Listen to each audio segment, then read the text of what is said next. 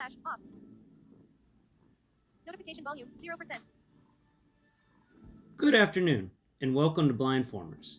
I am your host, Blind Prime, and for today I have for you Studio Series Hightower from the Why? From the Constructacons. As you can see, Hightower's a weird-looking guy. He's kind of part T-Rex, part nightmare fuel, part insect. It's super weird. In his robot mode, he's got this crazy long neck with a little head, and he's got these two little bitty T-Rex arms, and then his crazy big chomping feet, which are actually the tracks for his vehicle mode, which is a Hightower crane. Hightower. Really, really clever naming scheme there. Good job, guys. I do like some stuff about this guy. I mean, overall, he's my least favorite of the Studio series, but he's got some cool stuff. Like, they did some extra things with him. I do enjoy all the molding that's in these cool legs, and the fact that the tracks actually are molded on either side. So no matter which way you spin these guys, you feel the same molding. I mean, one side has a couple of pegs sticking out, and in his I guess dinosaur mode, you would call this. He's you need the one sticking out to really make him sure he's stable, and if you spin them around, you make him look really, really wide and crazy. Then again, you can also twist him like this, and you can have him. You can twist him, 90 degrees, and then you can have him looking like that, and then he's just some sort of crazy thing. He just reaches up with these arms and. So let's put him back in the mode that I like him. Oh no. These things are so good at posing, or have so many joints in them, that you can actually screw it up multiple times, because there's just so many things that you can twist and pull on him. That's why I don't even think this is the right design for him, because you can actually get a lot of different weird designs out of this guy just because of how they did this shape. Cream, don't get in front of the camera. Cream, go over there. Don't you attack my camera. Now, let's get Bumblebee out here so you can get a comparison. Bumblebee's, of course, you've got a gun right now because, he's scared of this thing. And honestly, if you were the size of Bumblebee and you were looking at this thing, you'd be a little scared too. Bumblebee can go in here and at what I think is this guy's highest transformation. Like, I could extend it more, but I think this is appropriate. Bumblebee's head comes up to the first joint in the neck of Hightower here, of his really crazy long neck.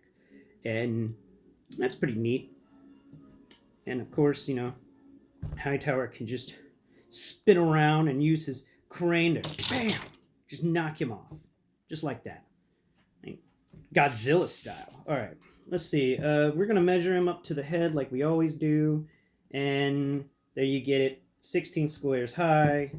He is not the tallest. I could make him taller, but you can extend these things up a bit more and kind of twist them sideways and lay them flat on the ground. It's just so weird. Maybe I'm doing this wrong. No, wait, there it goes. Okay, there you go. Yeah, you can extend him up a bit higher. But overall, there you have it. It's a neat dude. It's a neat dude. And he's definitely weird because of his proportions. Like, you never really know. You can get him really tall if you want. But you can shrink him down to... He actually really great on a shelf because of this. Oh, that came unclipped. Sometimes the panels come unclipped, but we're going to discuss that in a bit. Yeah, no, because of this guy's ability to change his shape, just like one of the... Basically mass forming, I guess? I don't know, that's cool. He can be posed on a lot of different shelves and different heights. You can even have him kind of squatted down and crawling on the ground like some sort of crazy long-tailed thing. I don't know. The imagination of Michael Bay. All right, let's get into his transformation. So to start off with, you're going to want to take the treads and flatten them out. Before, they were at a 45-degree angle to give them kind of weird tready feet, but you want to flatten them out. And then the next part that you want to do is reach around his back. What I have here is a different way than I think is normal to holding the crane. There's a flippy flop thing here that's big, and it's got a huge hole in the middle, and its design is to, in real life, would be to hold an anchor point, a pivot point for the actual cables that are attached to the crane. And so it would stand up almost above the crane a little and have a bunch of cables attached to it so that it can pull them back and lead them forwards and be a nice stable platform for pivot. So because of that, it's a solid piece and you can't break it in half to move things around. But the crane, though, pops off like a little, and it's got a siege port on the end. Isn't that neat? You can actually attach this to a lot of things. And once you pop that off, though, you can bring down this cable mount. We'll just call that piece a cable mount.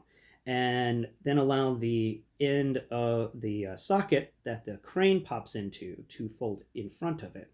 Because for this transformation, I had that socket below it, and then this cable mount would rest on top of the crane. But now we're going to put the crane above the cable mount. Just, there you go, just like that. I had it the other way for stability reasons, and that's really the only reason. Now that that's complete, we're going to fold in the head. This head is pretty cool, but we're going to just fold it all together, and it does a really good job of it. I do say this head is interesting because of its shape and how it works. But you want to make sure that the head itself is folded out as far as it will go. You don't want to fold it into the neck. You want to fold it away from the neck. And then you fold all the two neck pieces closed. They'll fit inside of one another. And then the head will lay flat across the bottom. And once you've done that, you want to then pop the shoulders to unpin the head hinges there. As you can see, one of my left shoulder doesn't like to click into place completely. But there you have it. And then you want to rotate the leg back assembly bit until you match textures. So for this bit, you want to get this nice line on the nice curved line that ends in a little slope. You want to make sure that that goes in first, and because this is going to take a lot of folding, just a little bit. It took a bit of folding to get them in here, and it's going to take a bit of folding to get them out. So we're going to start the folding process by positioning the tops, the shoulders correctly. So make sure that that shoulder top, the flat top, not the part that spins, but the other opposite part, is flush with the lower bit of the hinge, or actually the upper top of the panel, because we're working on the bottom of the vehicle right now. Once you've done that, it's time to take these crazy knee joint thingies and spin them around so that they are flush. I call them crazy knee joint thingies. They have a 360-degree spin, but they don't really have much of an up and down spin, and they have a neat little texture to spin it around. It's a little, there's a little square in there texture-wise, and there's a little square on the other one texture-wise. I'm gonna make sure those the guys are lined up. Once those things are lined up, these wheels will actually kind of fold forwards on their own little bits. So line up those two square things in the back. They're going to look nice back there. And you're going to want to spin these bits, the treads. And remember, the treads are going to do some crazy stuff in a minute.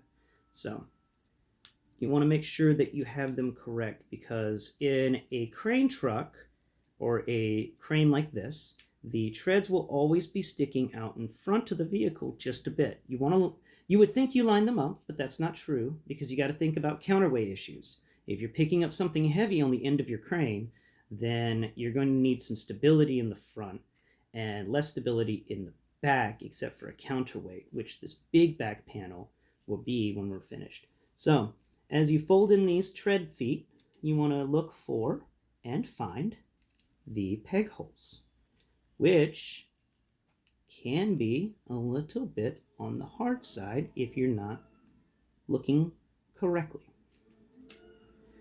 So you want to make sure you find them. And when you find them, it just sort of lines everything up.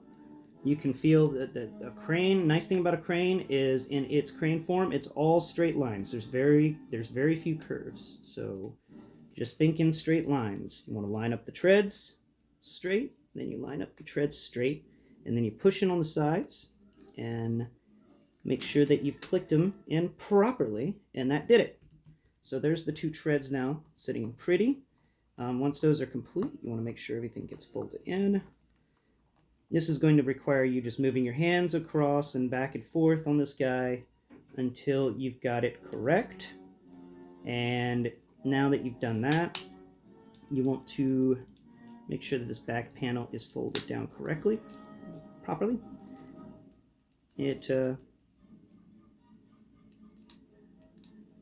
Oh, my bad. You want to make sure you fold down this back panel thing first, because there's something in it that clicks. My bad. There it goes. Okay. You just move stuff around, kind of. These Studio Series figures are a little weird in how they operate, because their designs are just so alien. And once you make sure that back section's properly clipped into place, you can, because there's a couple of male clips on the inside of the panels that make up the side of Hightower's Hightower vehicle mode here, and they will plug into the back bit of that. And there you have it. There you have Hightower. He is a deluxe, and when you get him all together, he's literally one of the more difficult ones to transform, just because of, like I said, all the folding that has to be done with this guy, and there's so many chances to screw it up that you just gotta keep moving things around. And this is what I'm doing right now because it didn't roll properly. So I'm going through, moving things up and down, shifting them just a tad bit, ensuring that I have everything.